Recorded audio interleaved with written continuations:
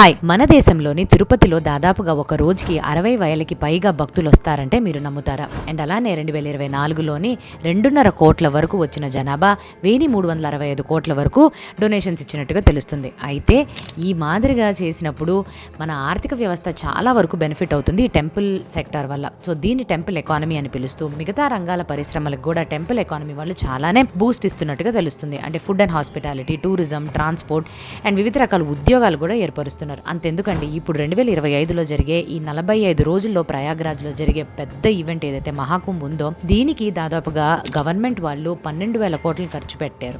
కాకపోతే దీనివల్ల వచ్చే ఆదాయం వరకు కానీ చూస్తే 2 లక్షల కోట్ల వరకు రావచ్చు అనే అంచనాలు ఉన్నాయి. అండ్ అలానే ఇప్పటిదాకా చూస్తే 35 కోట్ల మంది కుంభ్లోని పాల్గొన్నట్టుగా తెలుస్తుంది. అంటే ఇది యుఎస్ అండ్ కెనడా యొక్క మొత్తం జనాభాని కలుపుకున్నంత దానికన్నా ఎక్కువ అన్నమాట. అయితే ఇది ఒక చిన్న భాగం మాత్రమే అండి. మన దేశంలో 6.5 లక్షలకి పైగా గుడులు అనేవి ఉన్నాయి. అండ్ ఇది ఇప్పుడు కానీ చూస్తే 2.32% జీడీపీకి కాంట్రిబ్యూట్ చేస్తుంది. రాబోయే సంవత్సరాల్లో ఇది కూడా పెరుగుతుంది. అయితే మీరు కానీ ఎటువంటి ఈవెంట్స్లో కానీ మీ ఫేవరెట్ టెంపుల్ ఉంటే కమెంట్ సెక్షన్లో తెలియపరచడం మర్చిపోకండి. Thank you.